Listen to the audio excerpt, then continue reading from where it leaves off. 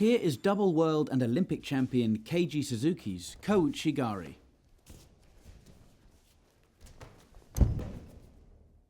He used this technique frequently in competition, using it on both similar-sized and much heavier opponents. Suzuki says he researched and studied this technique a lot, and in the end developed his own unique version of coaching gari. Creating subtle new ways to improve his attacks was one of the many reasons he was able to stay at the top level for so long. He says this technique bears many similarities to osotogari. In this playlist, Suzuki will reveal the secrets he developed for his coaching gari, including the direction of attack, the placement of his shin, how not to use your upper body, and numerous other tiny details that will change the way you approach coaching gari.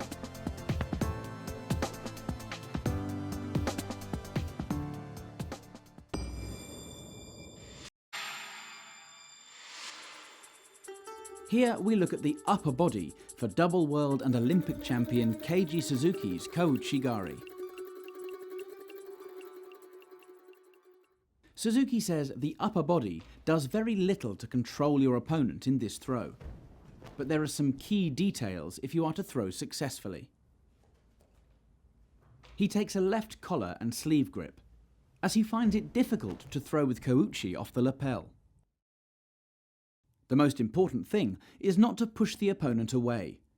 This makes it very difficult to score ippon.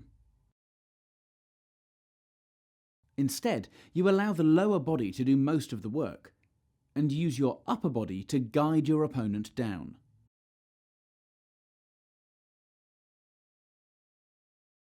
It is essential not to release your grips, as uke can then spin onto their front. Like with his osotogari, you catch the leg and drive down to the tatami. The key for the upper body is to maintain control with the hands throughout.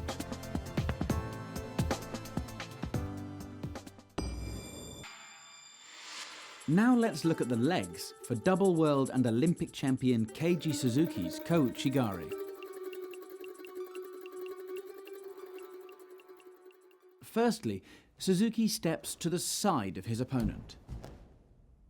It's not a big step, but it creates the space needed for the next part of the throw.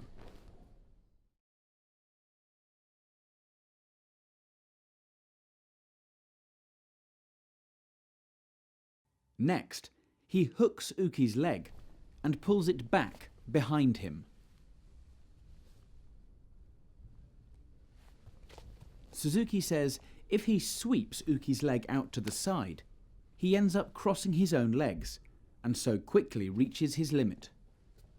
However, if he takes the leg backwards, he can keep stretching and pull uke more off balance. He really wraps his foot around their ankle, taking it in a slightly circular motion before pulling it back and overstretching uke.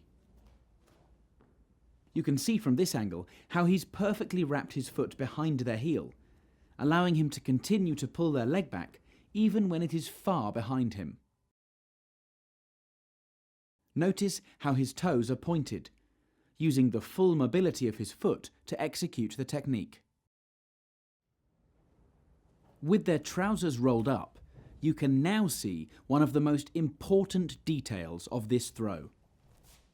Suzuki isn't just pulling them back and off balance, he is using his left shin to create a downwards pressure onto their leg.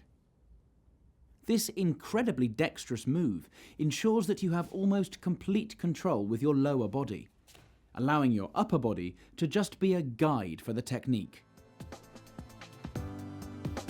His shin is in full contact with theirs all the way along.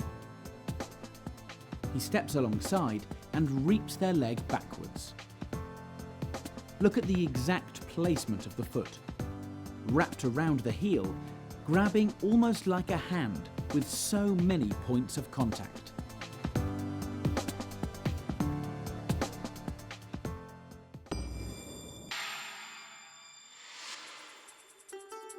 Now let's look at how to break balance for double world and Olympic champion Кейджи Suzuki's coaching gari.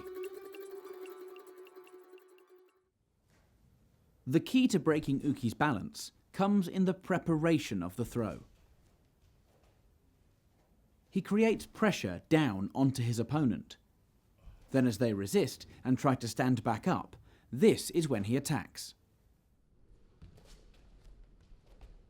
As they stand up, Suzuki continues this motion and lifts them up off the leg he wants to attack.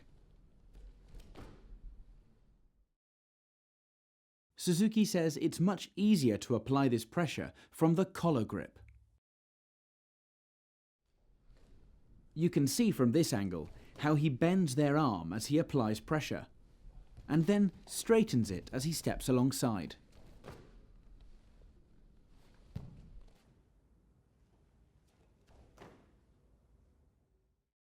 The movement is fast. He snaps from one stage to the next, keeping control of their head with the collar grip. Notice how he rotates his right wrist as he moves. Then to finish off, he drives. Like with his uchimata, he aims to punch his collar hand into the tatami. Down, up, and then the throw. In this clip, we look at the competition variations for Кейджи Suzuki's coaching gari.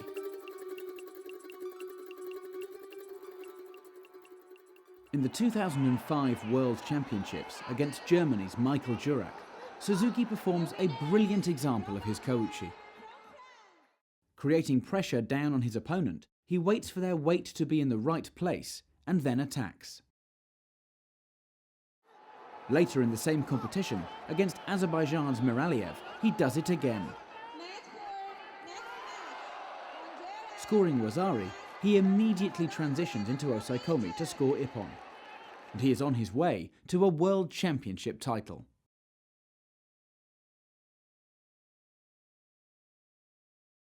At the 2011 Dusseldorf Grand Prix, Suzuki catches Kazakhstan's Shinkiev with a beautiful example of his kouchi.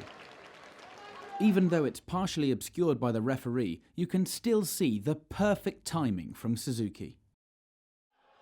At the 2011 World Masters in Baku, against Poland's Winiarowicz, a fighter over 60 kilograms heavier than Suzuki, he makes it look easy.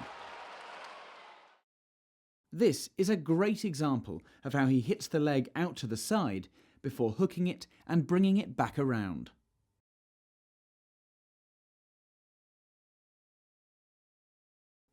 In the semi-final of the World Openweights in 2003, fighting Uzbekistan's Abdullo Tangriev, Suzuki improvises and performs a different variation of kouchi. His opponent turns their back, allowing Suzuki in close, so instead he hooks at the knee and drives. In the All Japan Championships, Suzuki really shows his class. Once he has his collar grip, he creates pressure down and then attacks.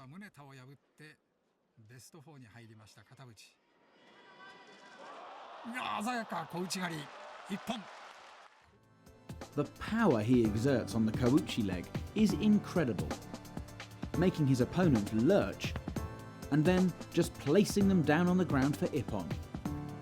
Yet another example of his absolute dominance in the All Japan Championships.